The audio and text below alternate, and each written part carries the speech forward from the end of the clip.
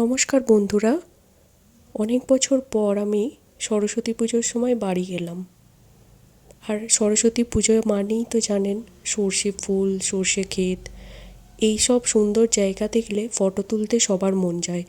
আমাদেরও তাই হয়েছিল, কিন্তু আমরা কারোর জমির ফসল নষ্ট করে ফটো তুলিনি। আর এটাকে আমি সমর্থনও করি না। আপনারা যদি এমনি করে থাকেন প্লিজ করবেন না, কারণ চাষিরা অনেক কষ্ট করে ফসল ফলায়। প্লিজ জমির আলে দাঁড়িয়ে ফটো নেবেন, কিন্তু জমির মধ্যে গিয়ে ফসল নষ্ট করে ফটো তুলবেন না। আজকে এসেছি একটা নতুন রেসিপি নিয়ে, সেটি হলো কুলের টক।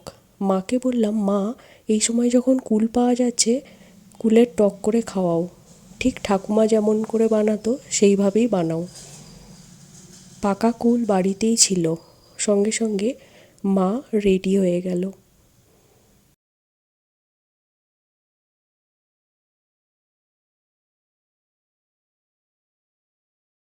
চলুন কত সহজে আমার ঠাকুমা কুলের টক বানাতো আপনাদের সাথে সেটা শেয়ার করি। আর যদি ভিডিওটি ভালো লেগে থাকে ছেড়ে যাবার আগে লাইক, কমেন্ট, শেয়ার এবং সাবস্ক্রাইব করবেন। আর যদি ফেসবুক পেজ থেকে দেখছেন তাহলে আমার পেজটি ফলো করে প্লিজ পাশে থাকবেন।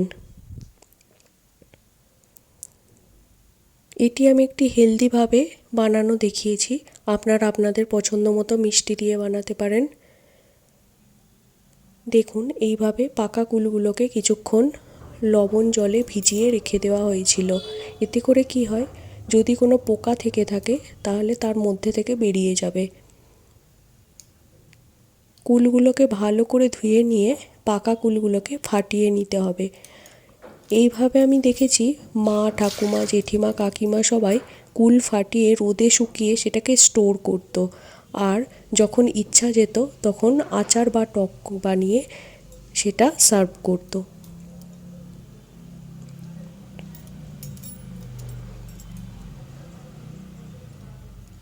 দেখুন এইভাবে ফাটিয়ে নেওয়া হয় যাতে মিষ্টিটা এর মধ্যে ঢুকে।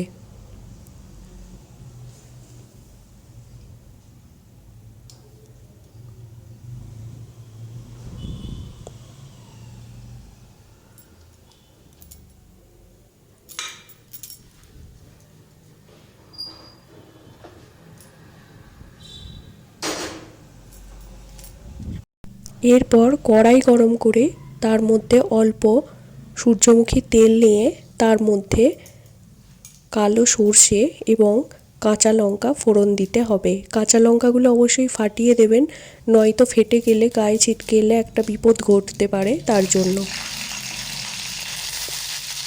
এরপর এর মধ্যে দিয়ে দিতে হবে ফাটিয়ে নেওয়া কুলগুলো, দিয়ে কিছুক্ষণ হালকা আঁচে এগুলোকে নেড়ে চেড়ে ভেজে নিতে হবে।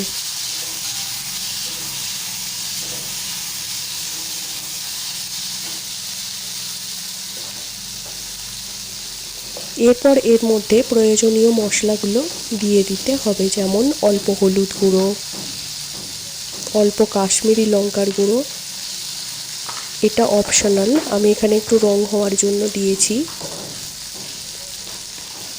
আর দিয়ে দিতে হবে খুব সামান্য লবণ। দিয়ে সমস্ত উপকরণকে আর একবার ভালো করে মিশিয়ে নিতে হবে।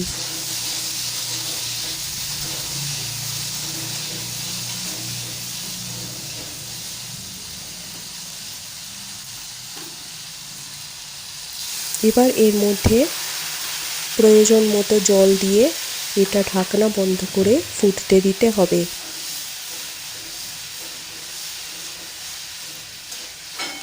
মাঝে মাঝে দেখে নিতে হবে যাতে করে জলটা শুকিয়ে না যায়, তাহলে উপকরণগুলো পুড়ে যাবে, তার জন্য।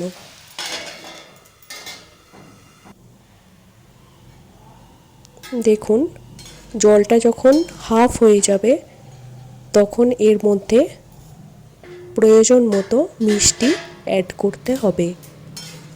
আমি এটাকে একটু হেলদি বানানোর জন্য এর মধ্যে দিয়েছি মিছরি।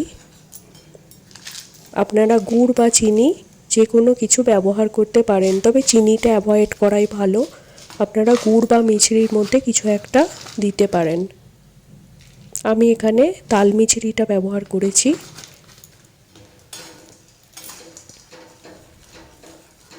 এরপর 2-3 মিনিট ফুটিয়ে নিলেই এটা রেডি হয়ে যাবে। কুলের অনেক গুণাগুণ আছে।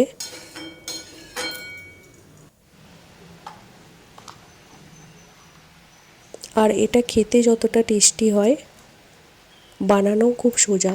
সব শেষে এর মধ্যে একটু ভাজা জিরের গুঁড়ো অ্যাড করে দিয়েছি। ব্যাস, আমার কুলের টক রেডি হয়ে গেল। আপনারা কে কীভাবে বানান অবশ্যই জানাবেন। আমার ঠাকুমা এইভাবেই বানাতো। ভিডিওটি দেখার জন্য অসংখ্য ধন্যবাদ।